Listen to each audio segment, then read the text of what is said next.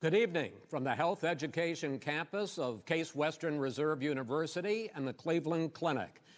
I'm Chris Wallace of Fox News, and I welcome you to the first of the 2020 presidential debates between President Donald J. Trump and former Vice President Joe Biden. This debate is sponsored by the Commission on Presidential Debates. The Commission has designed the format, 6 roughly 15-minute segments, with 2-minute answers from each candidate to the first question, then open discussion for the rest of each segment. Both campaigns have agreed to these rules. For the record, I decided the topics and the questions in each topic.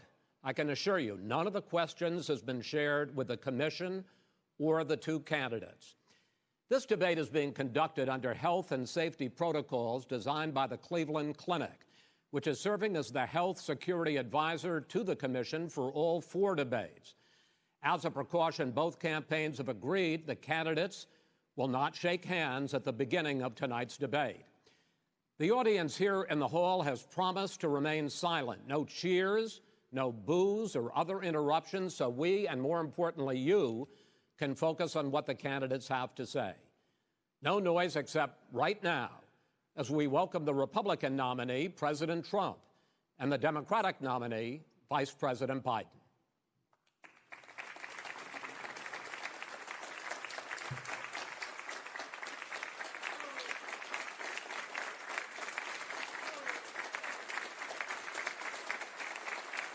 How you doing, man? How are you? I'm well.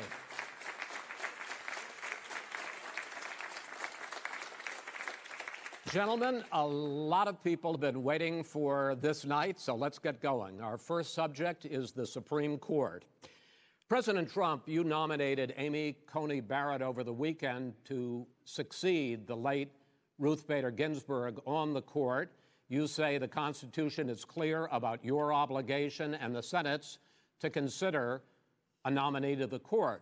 Vice President Biden, you say that this is an effort by the president and Republicans to jam through an appointment and what you call an abuse of power. My first question to both of you tonight: why are you right in the argument you make and your opponent wrong? And where do you think a Justice Barrett would take the court?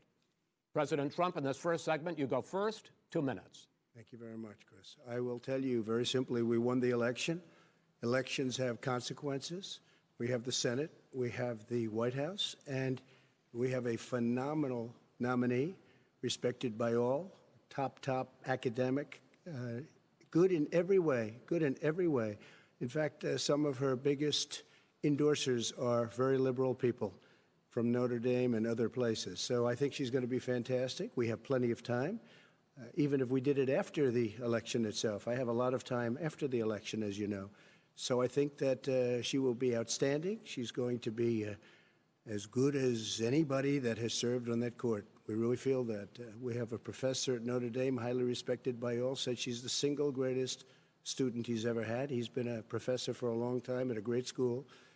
And we won the election, and therefore we have the right to choose her.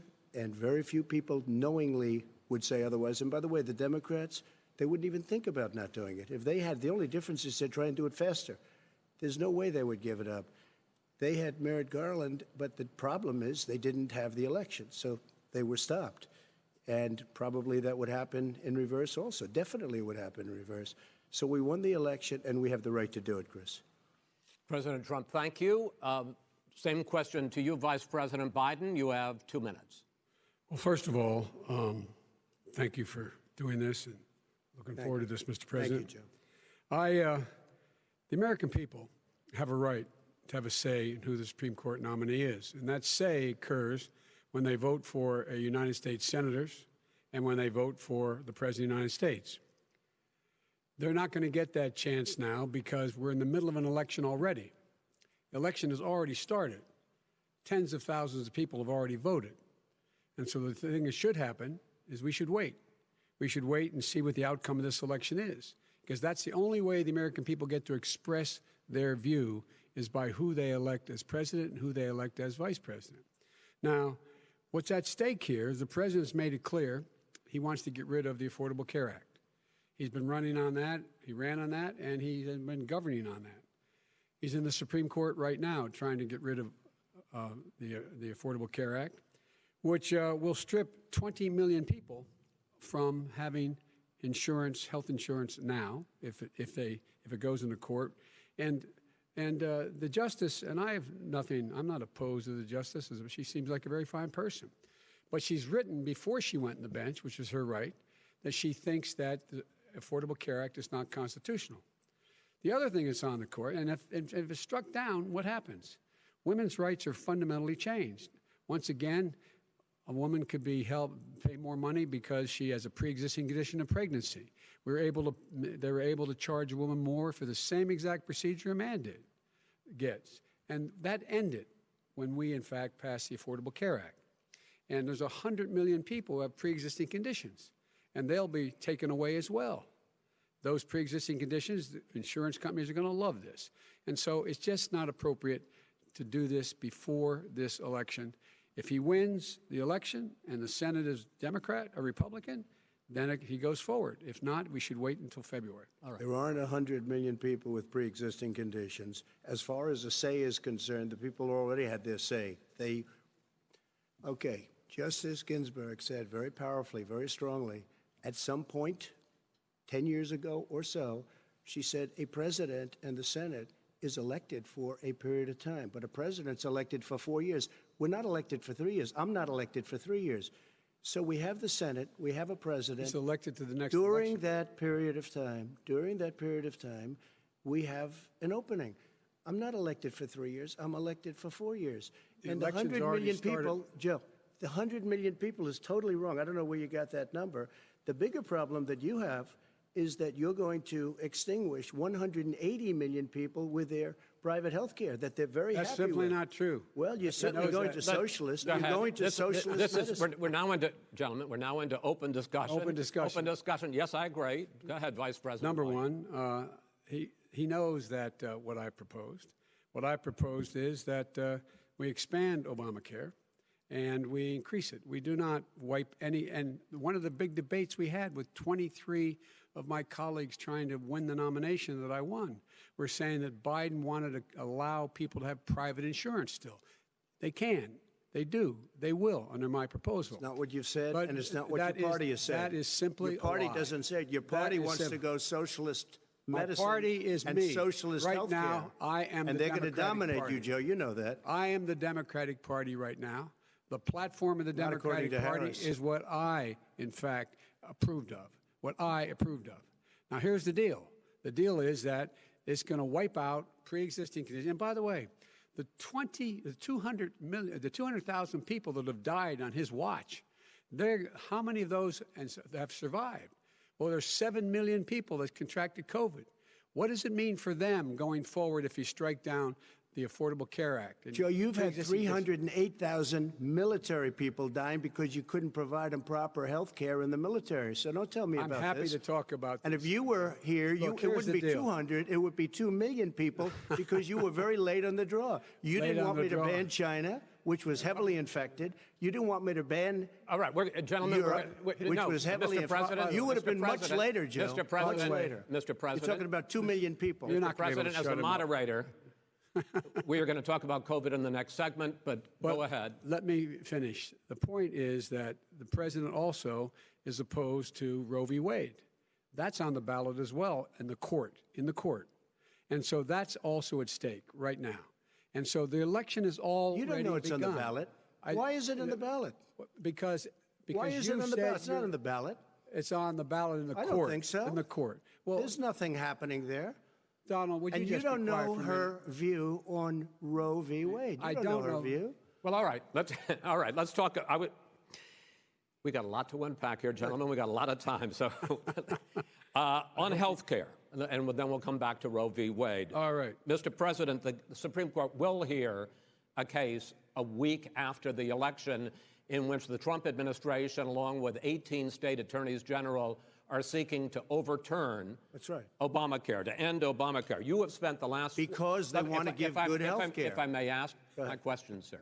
Good health care. Over the last 4 years, you have promised to repeal and replace Obamacare, but you have never in these 4 years come up with a plan, a comprehensive plan to replace Obamacare. Of course I have.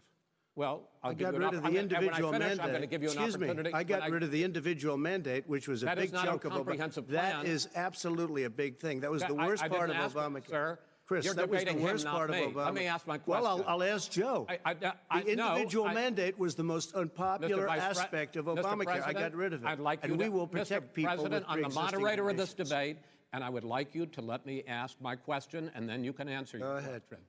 You, in the course of these 4 years, have never come up with a comprehensive plan to replace Obamacare, and just this last Thursday, you signed a largely symbolic executive order to protect people with pre-existing conditions 5 days before this debate. So my question, sir, is what is the Trump health care plan? Fine. Well, first of all, I guess I'm debating you, not him, but that's okay. I'm not surprised. Let me just tell you something, that there's nothing symbolic. I'm cutting drug prices. I'm going with favored nations, which no president has the courage to do because you're going against Big Pharma. Drug prices will be coming down 80 or 90%. You could have done it during your 47-year period in government, but you didn't do it. Nobody's done it. So we're cutting health care. All of the things that we've done, insulin. I give you an example, insulin. It was destroying families, destroying people. The cost, I'm getting it for so cheap.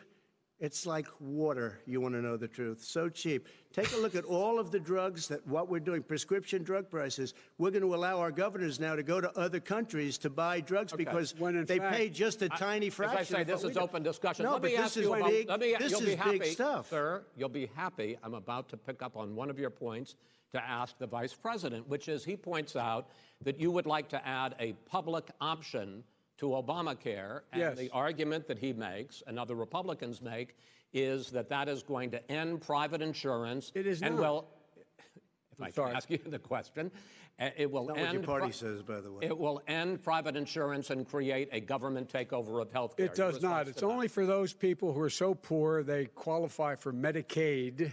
They can get that free in most states, except governors who want to deny people who are poor Medicaid. Anyone who qualifies for Medicare Medicaid would automatically be enrolled in the public option.